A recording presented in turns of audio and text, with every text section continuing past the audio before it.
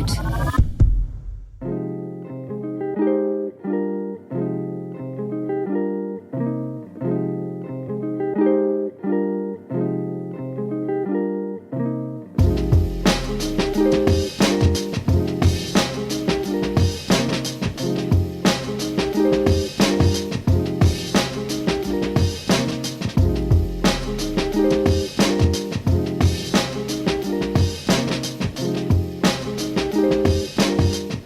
Weekly roast. How's it going, guys? How the hell are you? How are your hearts? And of course, how are your heads? Guys, how's it going? How are you doing? I've been told by a listener recently that they're sick of the thank yous at the beginning of the podcast. So I'd just like to take this opportunity to thank you for listening to the podcast and for sending me messages. Guys, welcome to the Weekly Roast. If you are new to the show, as many people seem to be in the last few weeks, I'm just going to explain to you very briefly what happens. Every week, we choose a different aspect of Irish culture and we roast it. All of the voice notes are sent in by the listeners. We then change the voice notes, we then change the voices of the contributors to ensure anonymity. Mark Megan's Weekly Roast is essentially Ireland's confession box, and it's great for you to be here with us. So listen, thank you so much to everybody for listening, especially welcome to all the new listeners. It's been an enormous couple of months of growth, so genuinely, from the bottom of my heart, thank you so much. Now, if you want to contribute to the show, send me a DM on Instagram at MeganMark. If you enjoy the show, send me a DM on Instagram at MeganMark. If you didn't enjoy the show, good luck. Now, today, it's the roast of airports. Sorry, by the way, of course, I'm joined by our lovely producer, Emma Nolan. Thank you, hello. I don't need to say that she's lovely, just that she's a producer. Airports. Okay, I have... Listeners to this podcast will know that I've always said airports are the worst places on earth because they are sort of socially lawless. Do you know what I mean? There is zero accountability for how you behave, and etiquette is not required because you'll never see these people again. You know, it's sort of like the shopping cart theory. You've heard of the shopping trolley theory, have you? No. So the shopping trolley theory is basically when a person's moral character can be determined whether or not they choose to return a shopping trolley in a car park. Basically, because they have the opportunity not to. There's no accountability there. So to put it simply, it determines if a person is good or not, because it's basically totally up to you as to whether or not you return the trolley. And in my opinion, airports are the sort of modern day litmus test to assess people's moral character, because nobody gives a shit in an airport. The rules just go out the window entirely. People can skip you in queues. People can be rude to staff, you know. They can leave a mess where they're sitting and nobody cares. Give a man a mask and he'll tell you how he really feels. And in an airport, the mask doth truly slips. Okay, guys, so for today's podcast, given the sheer volume of contributions and things that we want to explore, we've separated it into three parts. There's the security section, which is coming up first. Then we've got departures, and then we've got in-flight entertainment, which is when things get particularly raunchy. Also, at the very end of this episode, if you wait until the end, there's going to be a bonus few minutes wherever I talk in a sincere way, not in a comedic way, about my experience with flight anxiety and doing the course over in London, because lots of people were asking me about that. So I'll just include that as a little extra at the end. But the main sections are going to be security, departures, then in-flight entertainment. First up, we've got security. Let's go. Hi Mark, love the show. Walking through security in Dublin airport one day and fairly busy. Everyone's rushing around. The lady in front of me had taken off all her coats and stuff like that, put them in the box. And as she's walking to the metal detector, the security lady gestured at her, "Are you wearing a belt?" To which the lady straight away pulls down both her leggings and her knickers. And to everyone's horror, she stood there. The men in the area were all staring at her. The ladies were embarrassed for her. I was pissing myself laughing. I just couldn't stop. Anyway, after about 10 to 15 seconds, when her confusion stopped, she pulled back up her underwear and her leggings, and it was just pandemonium. Everyone was laughing their head off. But I said to the security lady going through the metal detector, "That was crazy." And she said to me, "That is mild compared to some of the stuff we see here." Anyway, thought it might be funny for people to listen to. Great, love your show. Thanks. Really gives a whole new meaning to any liquids, doesn't it? Oh, No, but like, why would you ever assume that I think as human beings, okay, no matter where we're from or what we've experienced in our lives, we should always just operate under the idea that nobody is going to ask you to take your ass out in public. It's just not a common request. Pretty much all of the time, no one's ever going to go, just take your ass and vagina out there. Do you know what I mean? Like, it's just, why would you anybody ever assume that? Did I ever tell you about when I was coming home from school one time and like I was 13 or 14 and we were giving this lad a lift home from training or something, some sports ball training, brilliant. And my mum was like, oh, Paul, do you want to come back and hang out with Mark for a few hours? And he was like, yeah, that'd be great. So she goes, do you want to call your mum there just to make sure that that's okay rather than giving you a lift home? And he was like, yeah. So my mum gives him the old Nokia or whatever it was back in the early 90s or late 90s. And Paul answered, we just hear Paul's version of the phone call. So Paul's just sitting there in the car and we just hear, hello, Nana, is mum there? mm-hmm. Paul? Paul Mooney. Oh, sorry, I think I've got the wrong number. No. Bye. Oh. Hangs up. We were like, what went on there, Paul? And he was like, oh, sorry, I think I had the wrong number. And I was like, does your Nana live with you? And he was like, no. So he had just rang this random number and assumed because an old woman had answered the phone that this was his Nana. Oh, you know what I mean? That poor little pet. We weren't dropping him home from Mensa. Nevertheless, taking the jocks out in the middle of security. What do you think? I think it's gas that lately I've noticed this change that they're looking for. I've never noticed it before, and all of a sudden I've noticed it loads of security where, as a gal, they will ask you, like, say for example, I'm wearing this big kind of thick oversized jumper today, even though it's a lovely day, I got up at 5:30. And they'd say to you, are you in a position to take that off? Yeah. I.e., do you have a top on? Are you wearing jocks? Or whatever. Yeah, do you have a top on underneath? Whatever. And I always find that real weird. And like, I go red being like, no, sorry, I can't.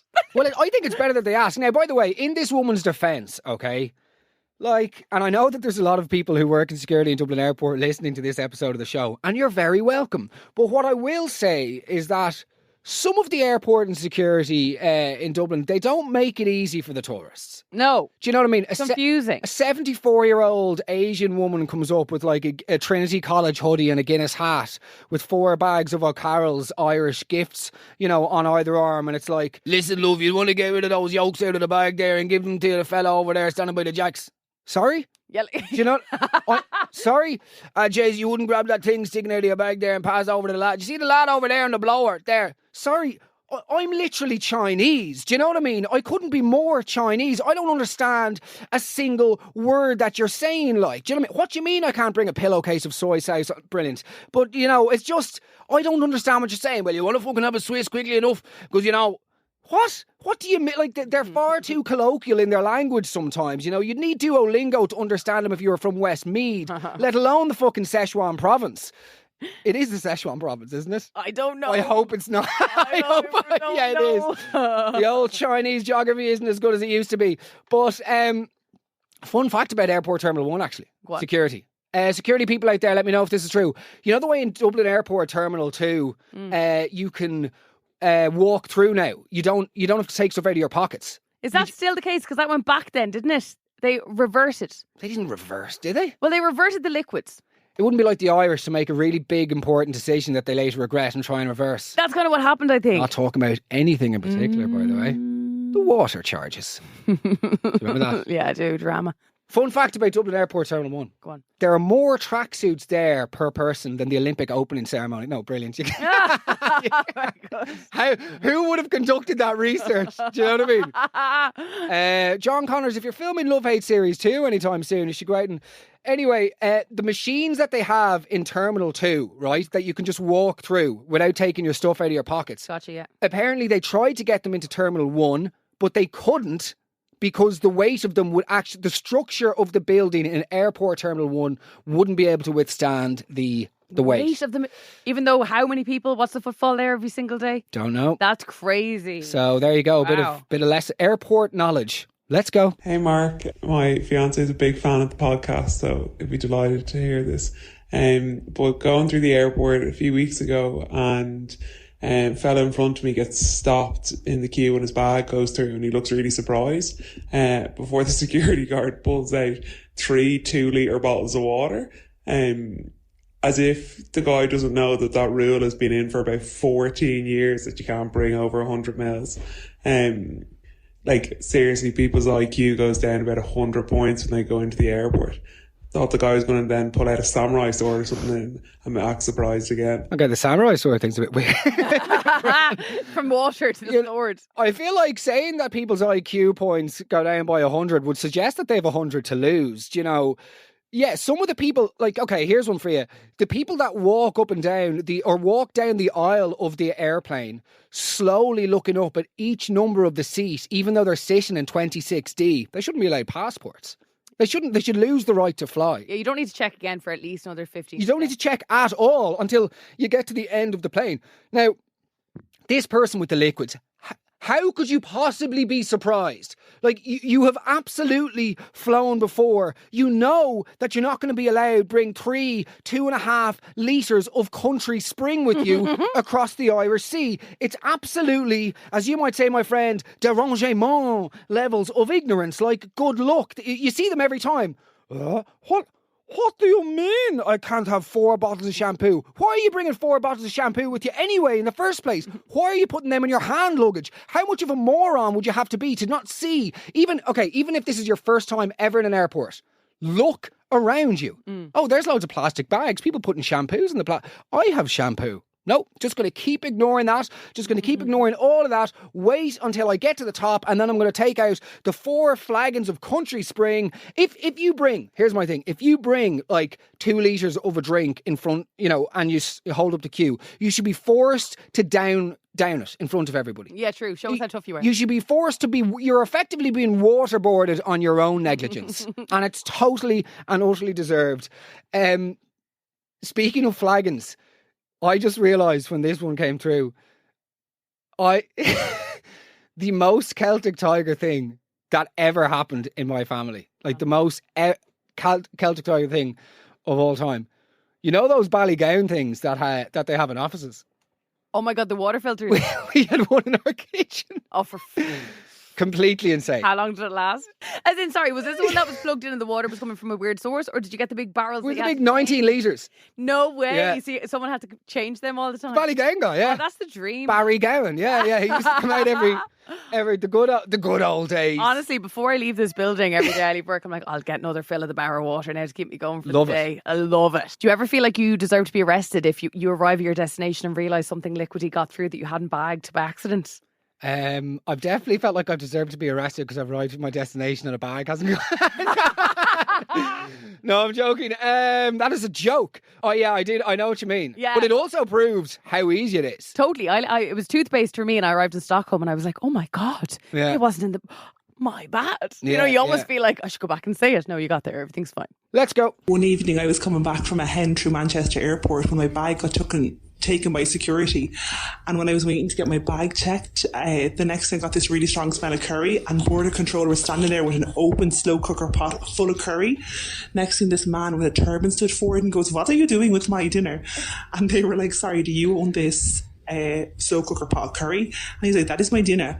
And they were like, "Sorry, you can't bring it with you as hand luggage, it's over the 100 mils of liquid." And he's like, "But that is my dinner." And they said, "Well, it can't go as hand luggage." And he goes, "Well, I could hardly put it in my checked luggage, it would spill everywhere." And they said, "Mate, the issue is it's over 100 mils." And then he started shouting, if I was going to play up the plane, I would hardly do it with the veggie dal. And then the next thing, there was like a big commotion over it, and he asked for his dinner back. And then when I say there was 12 litres in this slow cooker, there was enough for him to start like an in-flight, like a dining option himself. And then he just kept fighting, and they said, "No, you can't bring your crock pot of veggie dal on the plane." And I'm not sure what happened after that, but it was the funniest thing ever. I love this so much. Perhaps he was trying to curry a bit of flavour with the aerostess. Yeah, perhaps. Do you know what I mean? I know, genuinely trying to bring a curry through security, that's just incredibly bad karma. Oh! Do you know what I mean? Maybe he should dial it down a bit. You know? Was he flying with his nan? Yeah, he was actually. Okay, I'm surprised you went for the accent, brave, but look, this is completely insane. A vat a massive cauldron of curry through security. And also, like, if I was going to blow up the plane, nobody's thinking about the blowing up of the plane. I do think it's a good point, though. Imagine if you did and with your curry. Oh, It just wouldn't be a thing. No, but Jesus Christ. I think...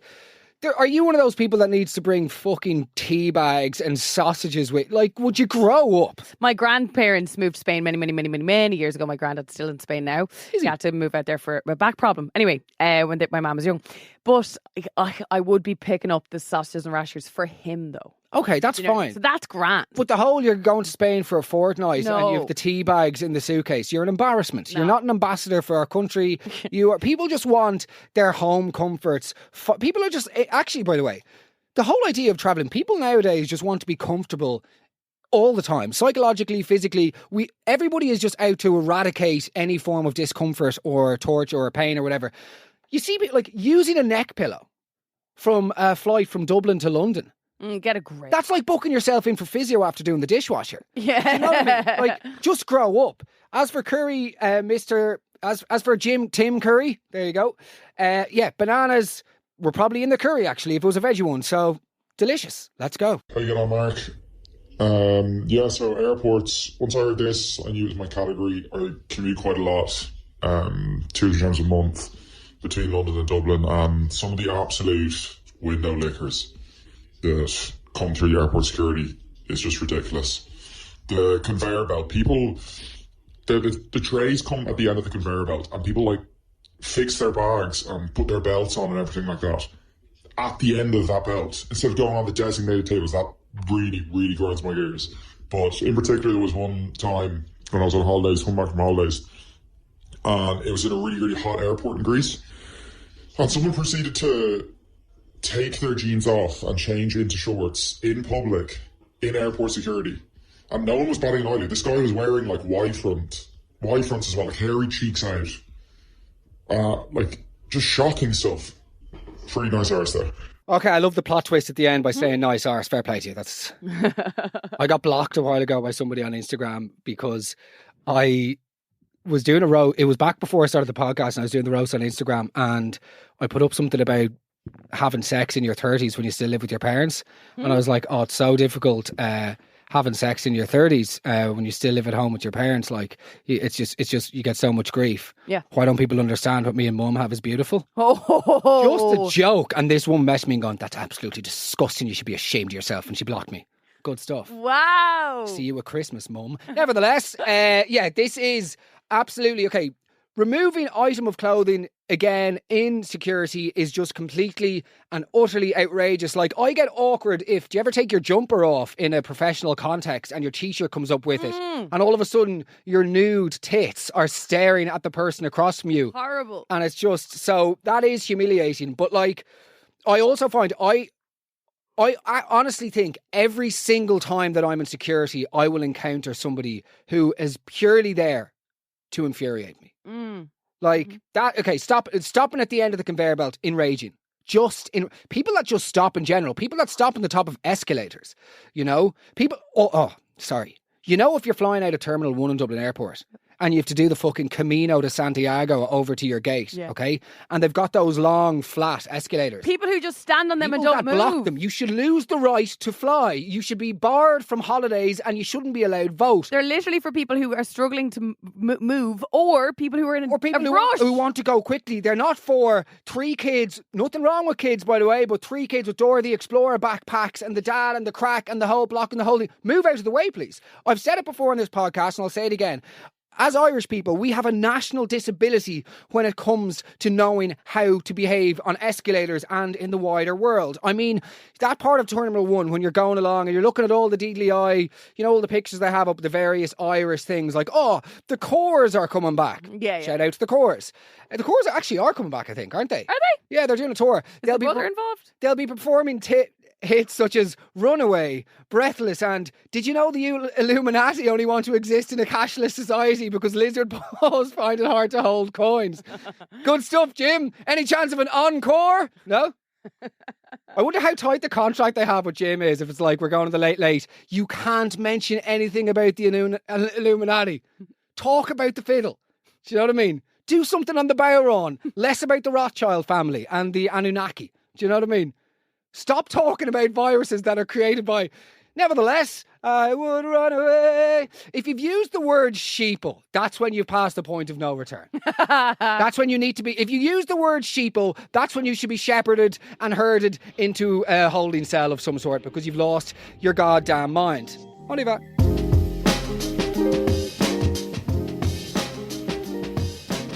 I hope you're enjoying the weekly roast on airports. We are now entering the departure section. This is a little bit further into your airport experience. This is whenever you get to be sort of herded into the main foyers and lobbies with people, which, by the way, not to focus everything on Dublin, and I'm sick of Dublin-centric podcasts and posts and all the rest, but the Burger King area in Terminal 1 of Dublin Airport is barbaric. Yeah, that bar is closed at the moment for works. Have you seen that? No, recently. Emma, I don't actually hang around in bars anymore.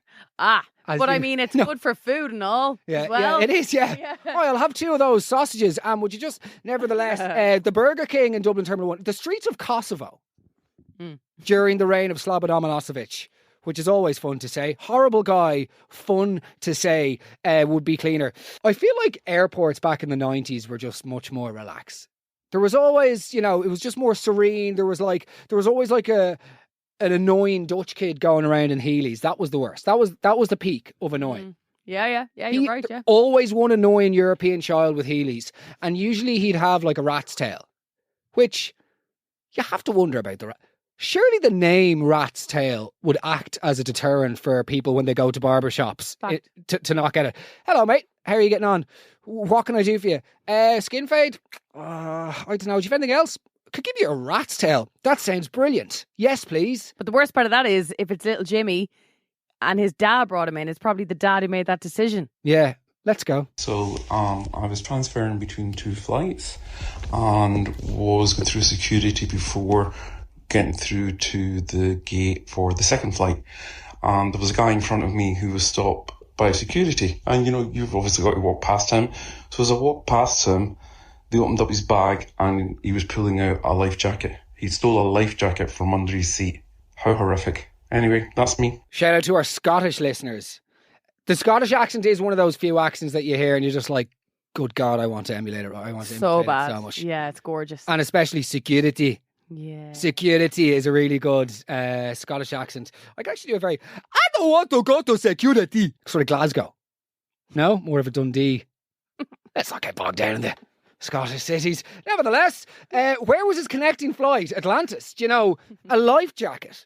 What do you think? Do you ever hear those things though where it's like, what's the life jacket actually going to do? Yeah, so there's a comedian, one of the greatest comedians in Irish history. I think the greatest, probably. Tom Allen.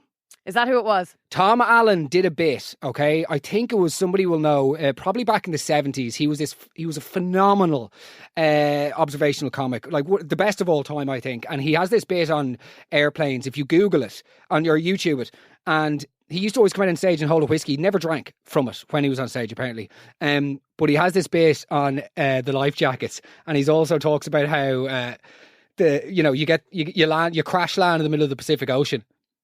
And they give you a whistle. Yeah, like what good is that? Do you know what I mean? Like, what good is that? The waves crashing around you, killer sharks, the wind, the thunder. Yeah, no, totally. And it's so true. But yeah, it's still dirty to take them. To remove one is dirty behaviour. Yeah.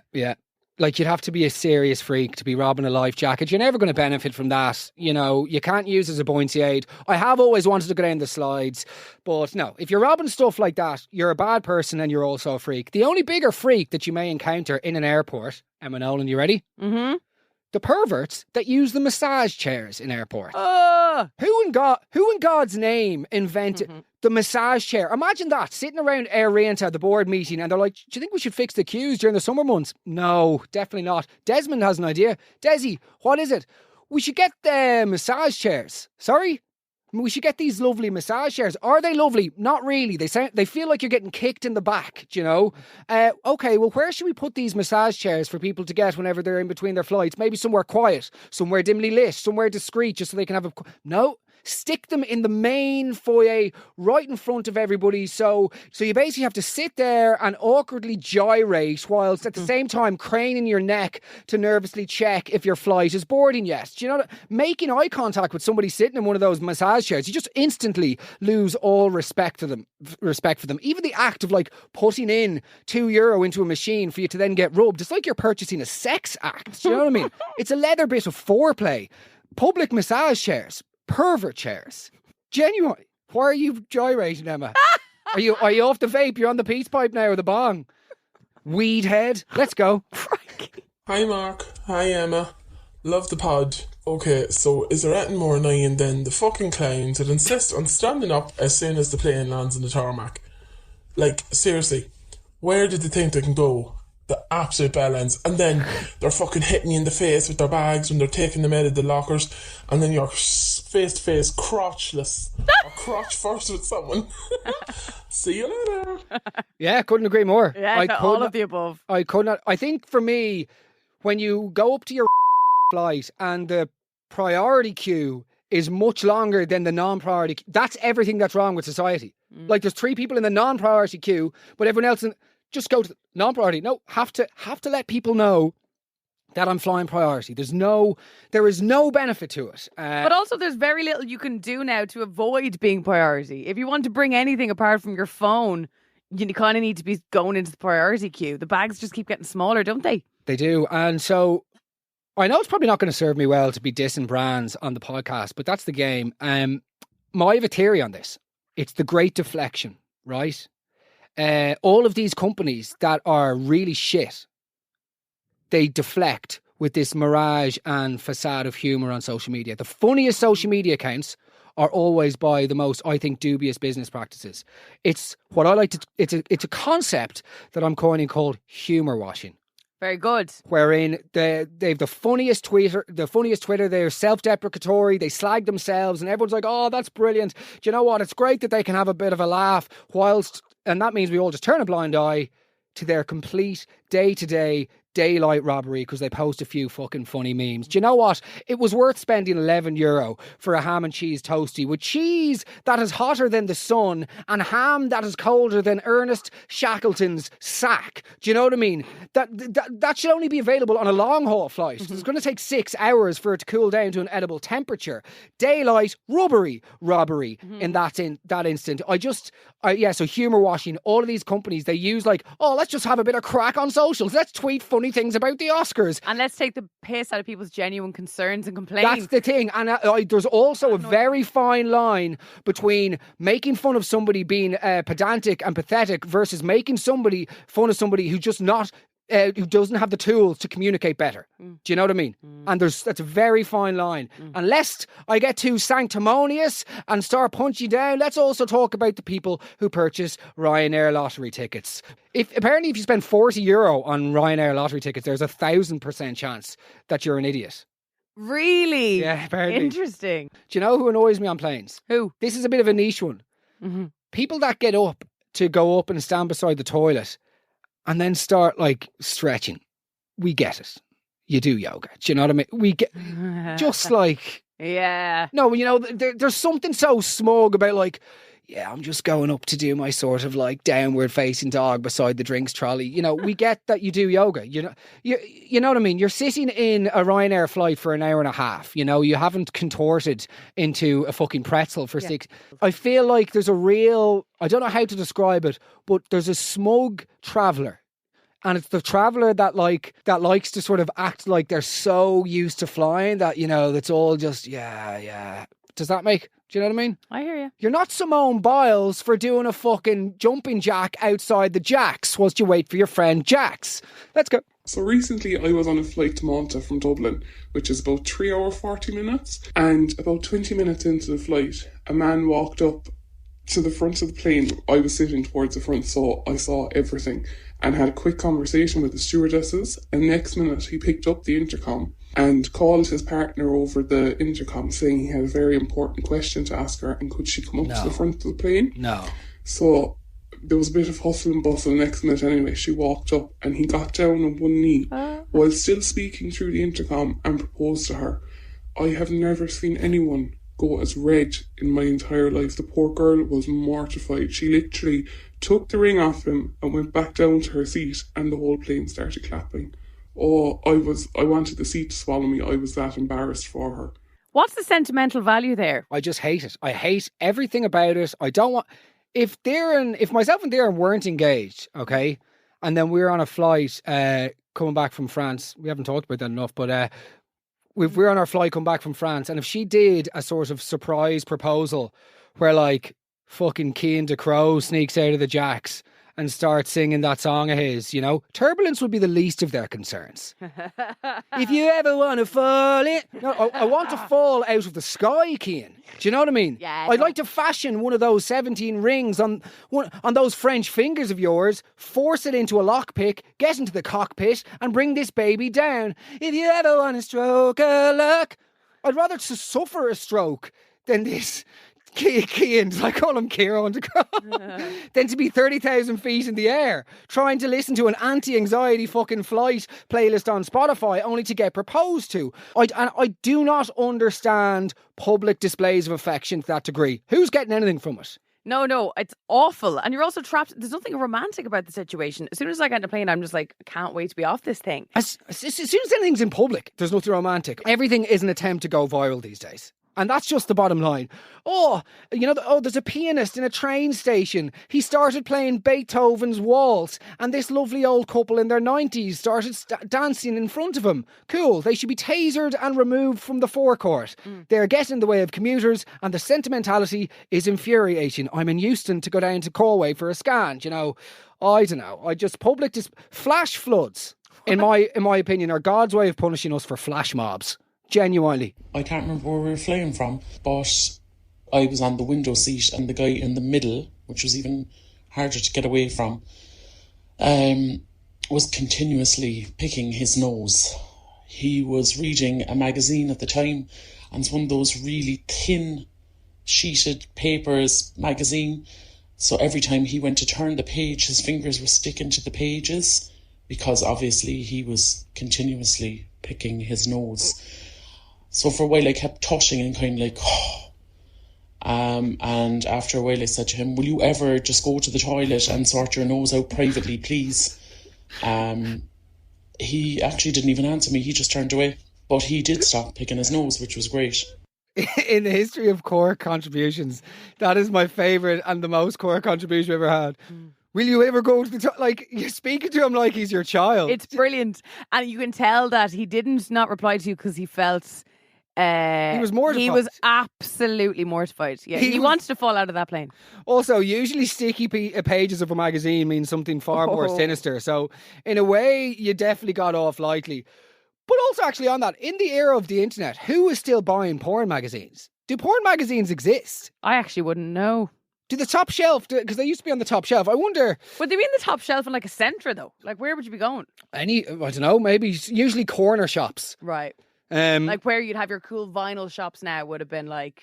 Yeah. Right. Also vinyl. You don't like vinyl. You got the Fleetwood Mac. The turntable is the boring Christmas present for the man in his early 30s who can't reconcile with the fact that he still loves Leinster and wants to wear gilets midweek. So it's like he'll get a turntable. He'll get probably Fleetwood Mac. He might get who else would he get? He'd get a Fleetwood Mac CD. Cranberries. He might get the Cranberries. He'd get the National and a couple of other. You know, he might get a Kendrick double thing compilation.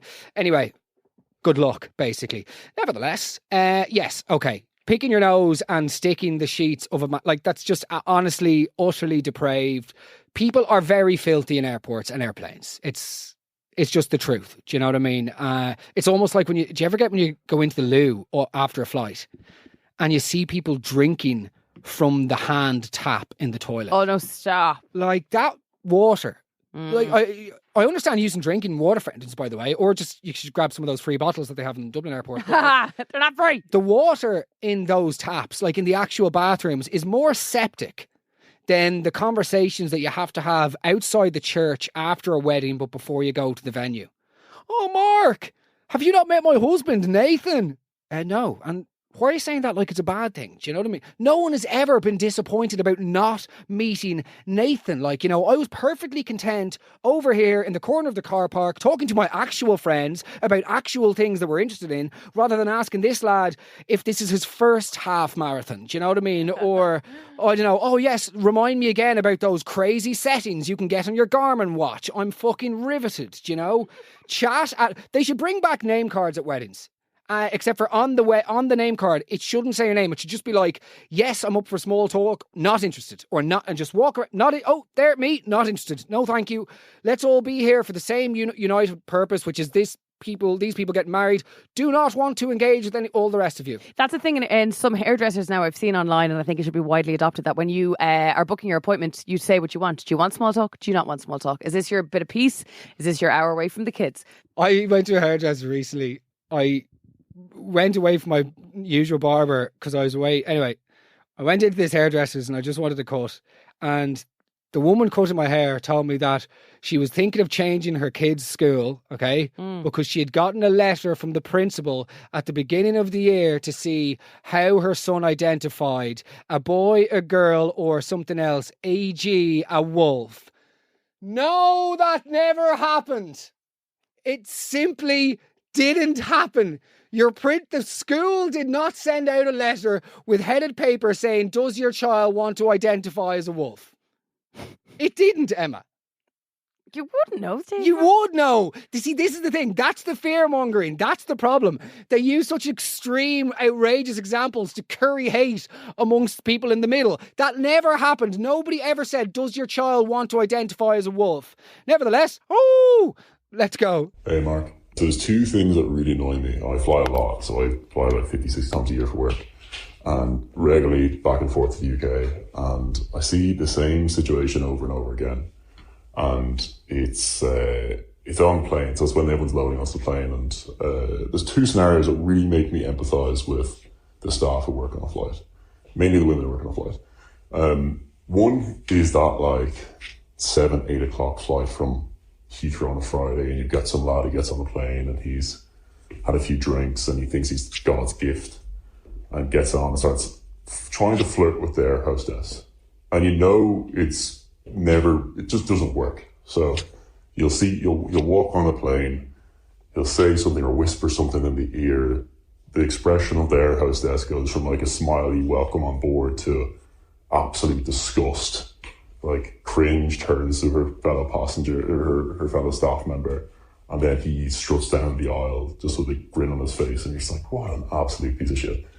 And the other is, and actually probably comes from the same person, the same persona, which is they get on the plane, and because they see the 2 front rows are empty or the person hasn't sat in that chair yet, they assume that they can take the free seats in like the airspace or something like that.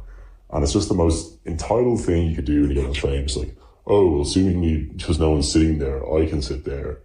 And they have to repeat themselves over and over again, the staff there, that no, you can't sit there because you didn't pay for those seats. And while someone hasn't paid for those seats, it doesn't mean you ultimately get upgraded. That's very frustrating. And I see it a lot. 50 or 60 flights a year. You Taylor Swift. Michael O'Leary doesn't get 60 flights. Greta Thunberg would probably have to be restrained and sedated if she heard that. 60 flights a year to London. That's excessive. Just move to London. Yeah. There can't be any benefit at that point of not living in London. Nevertheless, I completely agree. Guys, it's the whole thing about like, oh yeah, like, you know, she's an air hostess, so you know what that means? That she's an air hostess. That's what that... No, you can always tell, like... You can tell what? You know what I mean? How can you tell? You can... well, I've said that before in the pod. It's like, well, you know, like, she's a twin. So they're always filthy. Are they? Who said... What? Said... Where does that... Who? Oh, yeah, like, she's a twin, so they didn't practice riding each other growing up. Do you know what I mean? No, but this isn't the film Dogtooth, a brilliant Greek film. But, like... The assumptions are chaotic and problematic about certain... Yeah, like she went to dancing school growing up, so... What? So she can... Because she can do the worm in bed. Like, do you know what I mean? None of these things, like... Oh, like she's got a tattoo on her lower back, so... So she's got a tattoo in her lower back. Yeah, maybe that... No, I'm joking. I'm joking. You know the real, like, it's like when you're in a group, right? Do you ever get when you're in a group and somebody slags you and everybody has a laugh, but there's one person's like, giving it away. Like, why are you laughing that much? Don't be laughing that much, Dad. Nevertheless, I just love jocks. Like, and I was talking about this before when the airport stuff came in. This might be too niche, but have you ever noticed that South Dublin jocks, right? They always feel like they could have, or, you know, maybe it's not just South Dublin ones, but they're the ones that I know. South Dublin jocks always feel like they could have solved pretty much most terror attacks if they were on site. Right, yeah. Do you know what I mean? Yeah, like I watched a documentary there about 9/11 the other night. Like it was, nah, man, it's fairly dark now. Like I'm not gonna lie, but it just makes you think. Like, I mean, if I was actually on that flight like that day, like I would have fully just like rammed into the cockpit and given your man Osama like a few digs. Do you know what I mean? Like, now I've obviously never read the Quran, but like the what? I've obviously never read like the Quran. It's not called that. Mm-hmm. It's called the Quran. It's also it's not a book about a woman named Anne from the LGBT community. In fact, it's very much not that. But you know what I mean? Like, why is it that these guys think that? Yeah, like her was watching a documentary the other night there about that tsunami. Yeah, fairly grim. Like, if I was there now, I probably would have taken the windscreen off one of the tuk-tuks and used that to surf my way to higher ground, you know? Just, like, survived on the breast milk of one of the lactating locals and slowly ingratiated myself into the community before building a network of English speaking. I don't know, you know? I just know, like, it's obviously screaming and running for cover was also an option, but yeah, like... No, but you know what I mean? Yeah. It's like like if I was there now, would he not have just given him a few? No, man, he wouldn't have, because you don't know how you're going to react in these situations. What is your opinion on South Dublin people generally? Let's be honest. Let's just be... I am one. All right, well... I'm from Terranure. Nevertheless. The Terranure is amazing, because Terranure is all like, oh, my cousin's kickboxing champion of Europe. No, he's not. How many kickboxing champion of Europe are there? Is it every other day that they're giving out medals? Terranure is like you live in a mentally sized house, a castle, but you like to act like, you know, you're a star in the new series of Love Hate, which has been filmed in the smoking area of Dublin Airport Terminal 1. Like, yeah, you know the people as well from Terranure who don't really want to be from Terranure. They'll be more like, I'm from Temple Oak. Yeah, man. I am telling you that the biggest thing at the moment is I get grief for my accent. But it's like, I'm not fucking I'm not pretending. Much better that than me be like, yeah, you know yourself, like, I'm out in Castleknock, but like, I grew up near enough to Dunleary, like, you know, you lived in Black Rock. Is that what you're talking about? Spoofer. Nevertheless.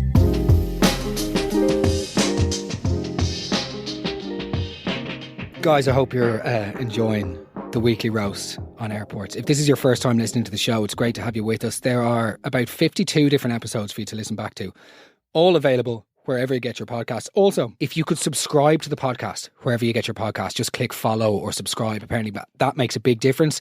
It'll then be recommended to more people. And of course, if you do enjoy the show, the greatest thing you can do to help spread the word is just share it with a friend and let them know that they should give it a listen. And thank you again for all of the continued support with the podcast. It really and truly means a lot, and you are very welcome if you're new. But now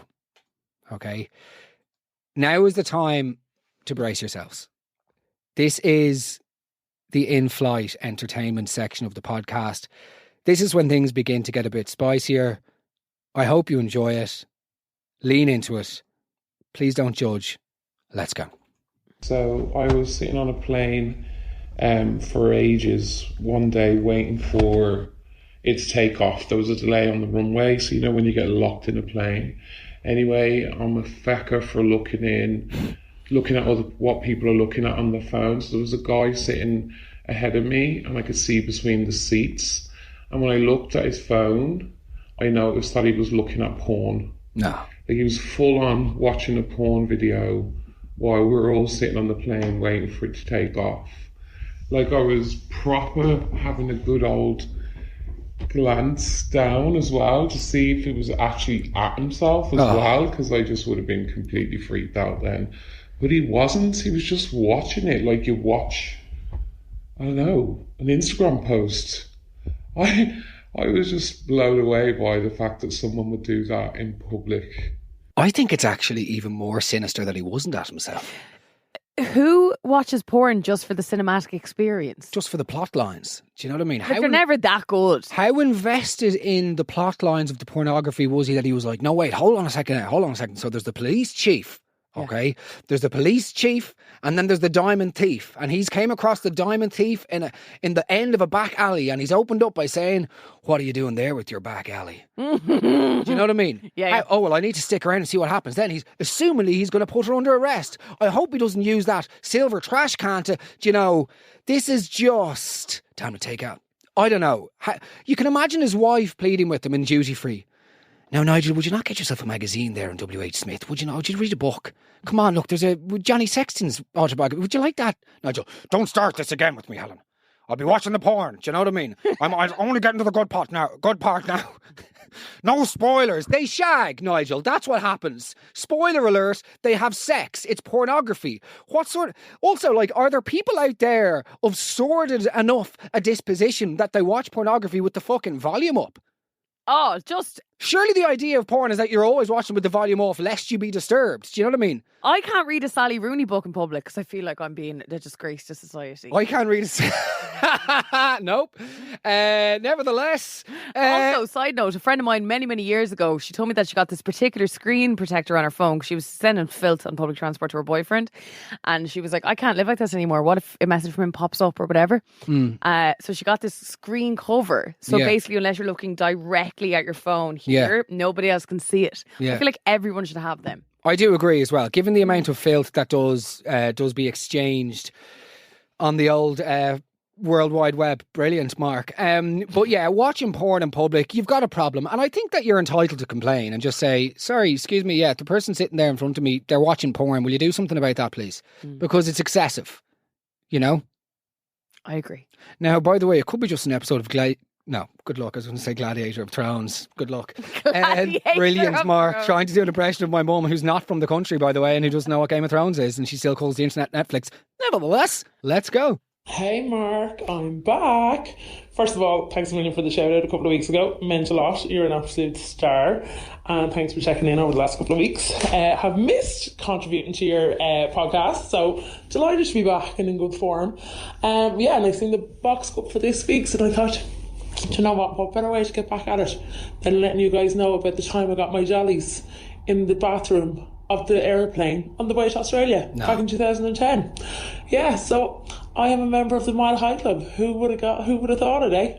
I was one of those pains in the asses that was delaying anyone that needed to go to the toilet on the Qantas flight bound for Perth back in 2010.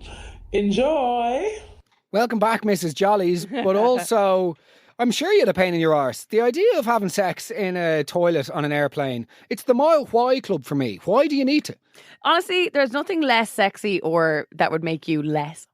I hate using that word. Which? Horny. It's horrible. When you do it like that, like you're also trying to swallow something. That's when it's like... Horny. Horny. What is sexy about being on a plane? I can sort of understand the idea of having sex in the airport. At least there's like a sort of transience there and you can get the cheap free samples of the cologne. But the idea of doing it actually up in the plane... I remember I went to school with this American kid, actually, Ethan. You're not hardly talking about Ethan, are you? Genuinely, Ethan though, apparently, I remember the rumour was once he managed to right himself from being upside down in the window, Ethan apparently lost his virginity on a flight to Boston. Yeah, right. And I promise you, Ethan did. And I remember thinking, this is absolute bullshit. Like, the idea of losing your virginity, firstly, losing my virginity was the worst thing in the world. It was like... The first time I had sex, I promise you, it was like a poorly executed press-up. That was it. Do you know what I mean? Eyes closed, elbows creaking, sort of just lowering myself down like I was almost afraid to touch her body as if it was made of lava. Do you know what I mean? Like a very arthritic approach to intercourse. Sort of mechanical, you know? As much self-expression as a North Korean on Twitter. Like, it's just... So doing it in an airplane cubicle, good luck. You can't, by the way, going to the toilet in an airplane cubicle is bad enough because then you know when you go and you're like, okay, that was okay. Then you flush the loo and there's the 3 seconds of sweet silence. And then, scares the shite out of me. And come here as well. You know the way people are in this Mile High Club and people talk about it a lot. How do you get away with it? It's quite blatantly obvious to people in the front row that you've just gone into the cubicle together. Yeah, I don't understand. Yeah. I mean, like maybe in business class or first class. Ah, okay. I don't know, but I think that having world. sex for the first time and doing it in an airplane toilet is more ambitious than your personal trainer watching one YouTube video on Forex trading and thinking he's going to become a billionaire because his mate showed him a screenshot of a bank account with 9 zeros in it. Do you know what I mean? So he finds himself heading over to a travel lodge in Birmingham for a billionaire business course with a smorgasbord of men who wouldn't look out of place in an advertisement for Strongbow cider or something to do with darts. Do you know what I mean? How do people fall for those fucking things? I It's know. like the male equivalent, okay, because I mean, you're obviously female. The male equivalent of wellness retreats, okay, is just like these business courses ran by spoofers and pseudo-entrepreneurial meatheads. Anytime you see the word seminar, class, workshop, course, run a million miles. Run a million miles. Hey Mark, we were coming back from New York last year and the seats across from us absolutely disgusting. But I'm glad it happened now because now anytime I go on my flight, I'll have baby wipes or disinfectant with me. So the person sitting on the window seat had their feet on the tray of the person on the aisle seat, but their shoes and socks were off. And the person on the aisle seat, they were doing the exact same to the person on the window seat. They had their socks on, but still, it was absolutely gross. This is where everyone has their food or their drinks, or even if you want to put your head down and go for a little kip, even that's actually kind of gross as well. But the person in the middle was kind of small enough that they could just kind of sit there as the people had their legs and their shoes and their socks. Absolutely disgusting. I went to the toilet at one stage and I went down and I said it to the air hostess and she was like, oh yeah, loads of people do that. It's a nice little gimmick. Disgusting. Absolutely disgusting. Okay, let me be very clear, Emmanuel. Yeah. People that expose their bare feet on airplanes are the worst type of travellers. How do you feel about flip-flops on a flight? Second only, of course, to...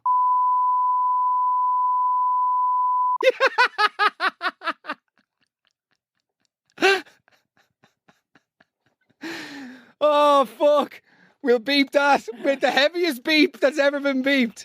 Sorry, go on. Flip-flops on a plane, yay or nay? Yeah, good luck. No. No. Exposed toe. No, thank you. Exposed toe in workplace, sandal at workplace. No, thank you. Right. Crocs. No, thank you. Unless you're a chef Right. I love my Crocs. or a nurse. Chef, nurse, fine. But they'd have socks on, which is Well, that's fine. Sorry. Basically, a covered sock or a covered foot is all you ever need. Do you know what I mean? sliders. No. Oh, and sorry, going back to sliders are those guys, the sort of the money motivational guys. They always wear sliders. What is that? You know, that sort of Essex, the sort of hench imbecile who goes to Lineker's and they're always wearing sliders 365 days a year. Yeah, mate, just signed up to the millionaire course. Basically, as soon as you join, you get instant access to a network of other entrepreneurs. Craig, you should try and get access to your kids, mate. Do you know what I mean? You haven't seen them since 2004. Like, this is... Why are you wearing sliders in Swindon in fucking December, brother? Do you know what I mean? Anyway, okay. What's the biggest ick for you in terms of... No, we're not doing icks. We're not turning into that much of a podcast. Don't worry. What's your biggest turn off when it comes to guys' clothes? Oh, God. Like, I know you're in a relationship, but if you were... No, I get you. Like, I'm just trying to think of what it is in particular. Do you know what I really don't like? What? I have it. Cotton tracksuit pants on boys. You know, the Really? grey ones. Because they just highlight your area and it's just a bit try hard, I think. Okay, that's actually interesting. Yeah, interesting. The grey ones in particular. Yeah. I have a pair of grey tracksuit bottoms and Dara's been trying to get me to throw them out for like the last 6 months. I wonder, is that why? It's just a bit of show off, I think. Oh, look at me. Yeah. Got a willy. If you ever want to fall, Cian, just please, man. There's terrible. Let me just...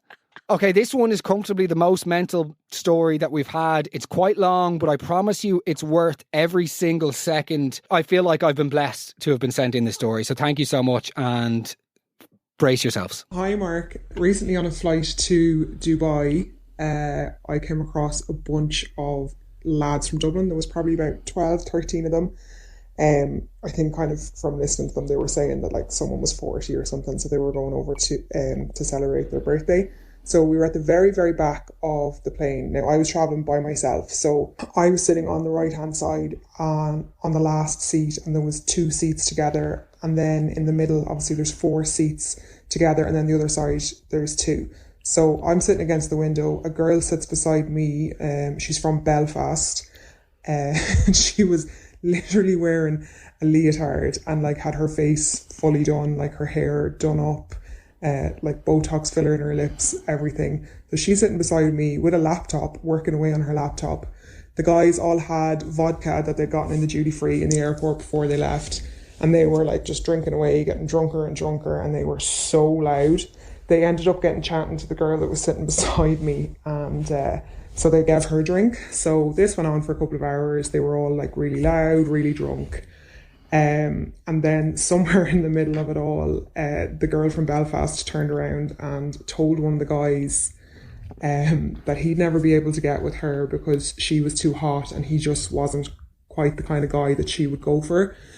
So the guys didn't take this very well and basically all started calling her a slut, told her to fuck off. Oh my God. Because we were near the back, there was a queue for the loos, and there happened to be like a girl from Limerick in the queue for the loo. Now, she was also drunk at this stage.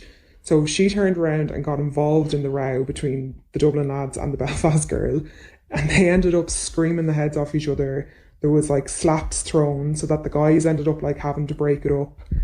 And then the girl from Limerick ended up sitting beside one of the lads, like on the very back row in the middle. And they basically lay across the 4 seats in the middle and had like hands everywhere, like very obvious that things were being done. So there was like moaning, groaning. Outrageous. They ended up having to like put the blanket across themselves so that like people couldn't see them anymore. So thankfully, eventually the staff came down and broke it up. But like it was just possibly the worst flight I have ever been on. And there's me thinking that the people who like to go to Dubai are uncultured. Oh my goodness, that sounds like hell. Absolute hell. I love the way everybody in the story is both a victim and an aggressor. Like this is... So you've got the gang of lads who are heading over to the UAE for Craig's 40th. Now that they can't go to Vegas for MMA fights anymore, you know, they need a new synthetic playground to cheat on their spouses and wear those hideous man purses to pool parties. But then you've got the leotard person who initially I was obviously on the side of, because the leotard lip filler, you're like, no. Oh no, wait, are we still on this? Are we still on the leotard lip filler's side? I think we might be. So then she gets chirped by the lads. They start trying to flirt with her. Mm-hmm. Then she makes a remark to say that she thinks she's better than one of the guys. Yeah. Which is reasonable. Maybe she is. Then maybe she just was like, that's one way to shut them up. Yeah. Maybe. But she's also gotten stuck into the vodka with them, which is... Yeah. It's confusing, that angle. So then... But maybe it's the vodka that made her say that. Very true. Maybe she was just having a bit of crack. Mm. And then they all just randomly decide to start launching abuse at her. Mm. But then the Limerick lady, who's also jarred, by the way, this flight is just it's a 9-hour flight or whatever. The Limerick lady intervenes to shut up the lads, but then somehow the 2 ladies end up going at each other and exchanging slaps. It's a soap opera. This is an episode of Brookside. This is EastEnders, the Christmas special. And then your one from Limerick ends up on 4 seats. And she sent me a picture, by the way. I can't obviously publish this for privacy reasons, but she sent me a picture of the Limerick lady lying down on the thing, and your man is like playing with their hair, and she's holding parts of him. Jesus. I've got nothing to say. I think it speaks for itself. Goodbye. Good luck. Good day. Good stuff.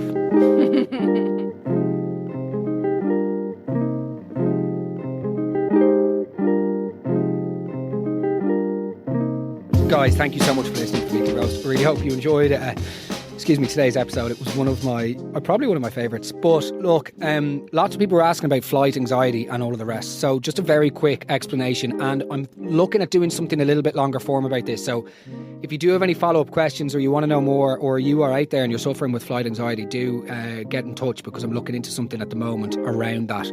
However, yes, long story short, in around 2014, I was on a flight to to Pisa, with a friend of mine, and I was underslept. I'd been drinking a lot at the time, as I was for most of my 20s, and I was just dehydrated and weak and whatever.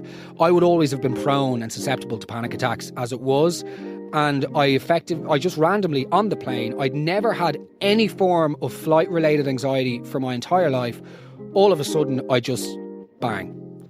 Insane panic attack, and I was like, I need to get off. Obviously you can't get off, and I had one of the worst panic attacks that I ever had, which anyone with panic attacks will understand. Like, the next one always feels like it's the worst, but this was like a particularly traumatic panic attack. And anyway, I was doing a bit of traveling that summer, and each time I got in a flight, it started getting worse and worse, and then it trickled into, you know, the airport, and even getting on the bus, on the tarmac, out to the plane. As soon as those doors close, I would start having a panic attack.